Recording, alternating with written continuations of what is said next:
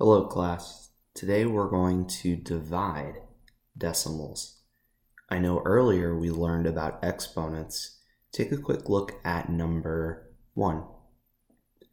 With number 1, we see that it says 1.9 divided by 10 to the second power. Remember that 10 to the second power is equal to 10 times 10. We know that 10 times 10 is 100.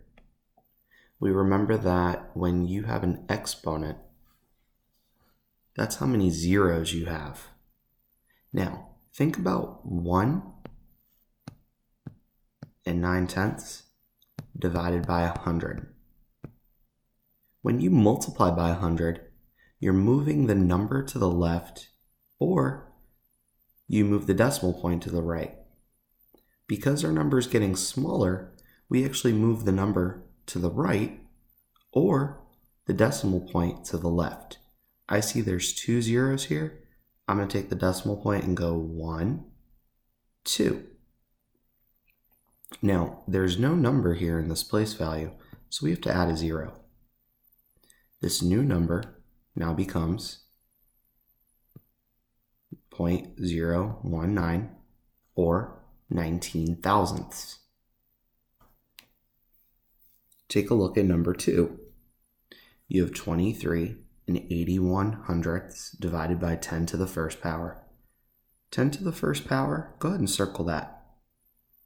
That's really just 10, because you're saying you have 1/10. So, how many times do we move the decimal point to the left? That's right, if you said 1, you're definitely correct. So you can do this on your paper. It's a little too small for me, so I have to rewrite it.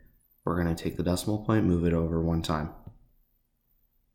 Our new number now becomes 2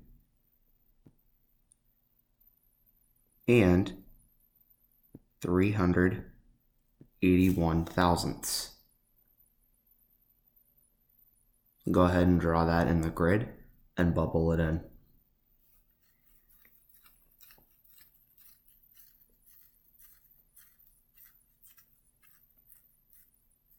Pretty simple. Go ahead and take a look at number 4. Number 4 says 34.5 divided by 10 to some power equals 0.345. The question says, what is the value of the missing exponent? Okay, take a look at 0.345. Your original number was 34.5. Let's see how many times they moved the decimal point. 1, 2. Okay, they moved it 2 times. This is like saying you're dividing by 100.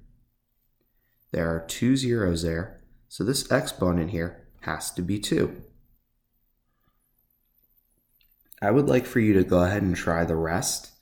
Whatever you don't finish is homework, so you might actually have no homework tonight.